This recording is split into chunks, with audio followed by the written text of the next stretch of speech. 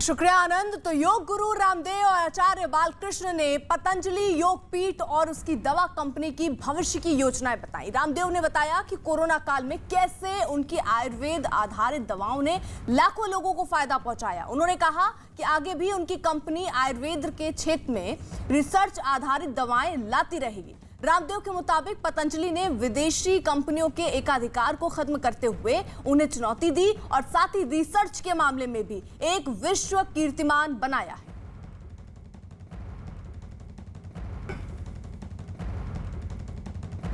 पतंजलि के जो अलग अलग ग्रुप कंपनीज हैं, पतंजलि आयुर्वेद में 9,783 करोड़, पतंजलि बिस्किट में 650 करोड़, दिव्य फार्मेसी जो हम औषधियां बनाते हैं न्यूनतम मूल्य पर उपलब्ध कराते हैं, यदि बाजार मूल्य पर हम देते तो यह टर्नओवर ही 5,000 करोड़ से ज्यादा का होता। 850 करोड़ का यह टर्नओवर है पतंजलि का, दिव्य फार्मेसी का। और परिवहन 548 करोड़, ग्रामोद्योग जिसमें हम ग्रामीण अर्थव्यवस्था को ऊंचा उठाने के लिए प्रयत्न कर रहे हैं वो 396 करोड़।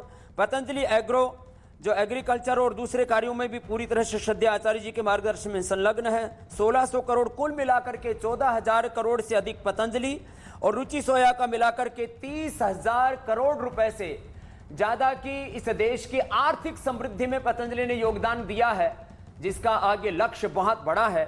और 2025 तक यूनिलीवर को भी पछाड़ करके पतंजलि देश की एफएमसीजी में, हेल्थ एंड न्यूट्रास्यूटिकल्स में, natural medicine, research and evidence based medicine में भारत की ही नहीं दुनिया की सबसे बड़ी एक कंपनी ही नहीं, एक ब्रांड ही नहीं, एक बहुत बड़ा आंदोलन बनने वाला है।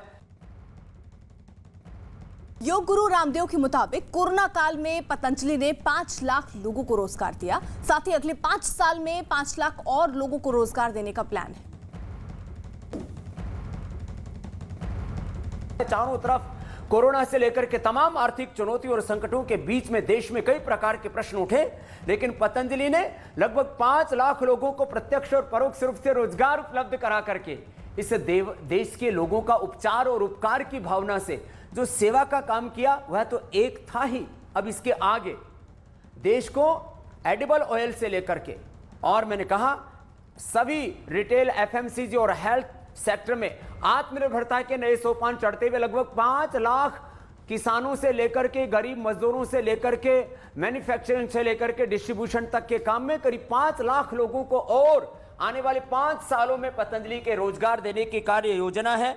और रिसर्च के साथ साथ हेल्थ और एजुकेशन में भारतीय शिक्षा बोर्ड और 1 लाख विद्यार्थियों की क्षमता के साथ, जहां दुनिया के 200 देशों से बच्चे आकर के यहां पढ़े और एक्सपो कैम्ब्रिज हार्वर्ड से भी बड़ा जो हम तक्षशिला नालंदा का उदाहरण देते हैं, वो एक पुनः उस स्वर्णिम युग की पुनः प्रतिष्ठा के संकल्प के साथ 1 लाख से ज्यादा बच्चों का एक विश्वविद्यालय वो आने वाले 5 से 10 वर्षों में एक बहुत बड़े स्वरूप के साथ उभरेगा। और हमारी कोशिश होगी अगले साल उस कार्य को भी बड़े रूप में हम शुरू कर दें और इस देश की सेवा में कुछ हम बड़ा योगदान दे पाएं। योग गुरु रामदेव ने कहा कि 2 लोगों के साथ शुरू किया गया योग आज 200 देशों तक पहुंच चुका है। उन्होंने आगे कहा कि योग ने असाध्य बीमारियों को ठीक किया है और आज दुनिया का एक बड़ा तबका योग से जुड़ गया है। योग इस समय का सबसे बड़ा धर्म है। पिछले 45 साल योग और कर्मयोग करते करते, योग करते और कराते कराते मैं आज अंत में इस बात को कहूंगा कि योग इस समय का सबसे बड़ा स्वास्थ्य धर्म है, इस समय का सबसे बड़ा सेवा धर्म है। क्योंकि योग से जहां एक तरफ हमने लाइफस्टाइल डिजीज, दूसरी तरफ जेनेटिक डिजीज और तीसरी तरफ इनक्यूरेबल डिजीज जो एंक्लोजिंग स्पोलाइटिस है, टाइप 1 डायबिटीज है, ऐसा लियामा ऑटोइम्यून डिजीज से लेकर के ब्लड कैंसर और क्रिटिकल कैंसर के 3rd और 4th स्टेज तक के कैंसर के पेशेंटों को बचाए, उसका पूरा साइंटिफिक डेटा बैंक हमारे पास में। करीब आज पूरी दुनिया में डेटा की बात की जाती है, हमारे पास में करीब 10 करोड़ से ज्यादा लोगों का योग का डेटा, करीब 5 करोड़ से ज्यादा लोगों का आयुर्वेद का डेटा।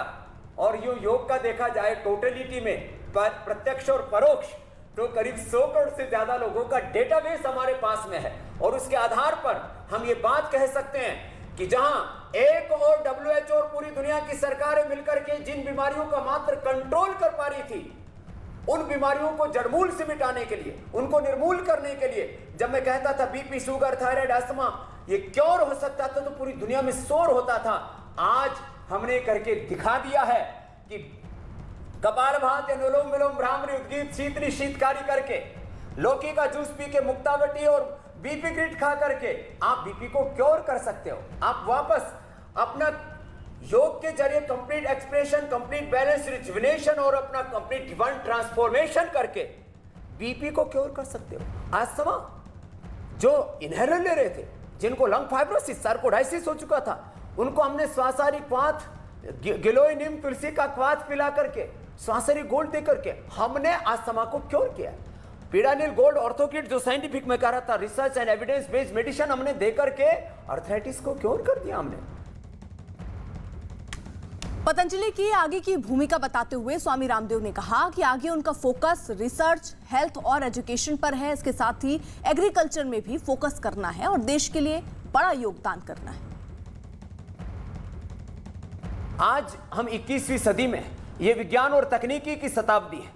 हमने सनातन ज्ञान और आधुनिक विज्ञान को साथ में लेकर के, नूतन अनुसंधानों को साथ में लेकर के कुछ बड़े कार्य किए कि research and evidence based medicine ही नहीं, research and evidence based agriculture, research and evidence based education, research and evidence based manufacturing, हर जगह हमने ज्ञान और विज्ञान का, knowledge, science, technology, innovation, invention का एक साथ कोलैबोरेशन करते हुए, इंटीग्रेटेड अप्रोच के साथ, एक होलिस्टिक अप्रोच के साथ हमने ये health, education, research, agriculture, industry में, योग मूलक उद्योग में जो नए कीर्तिमान बनाए हैं और वैश्विक स्तर पर जितना अनुसंधान हो रहा है, जो WHO ने, जो किसी भी दुनिया की सरकार ने, यहां तक कि भारत सरकार भी जो नहीं कर पाई योग और आयुर्वेद के संदर्भ में रिसर्च, वो रिसर्च पतंजलि की ओर से हुआ है।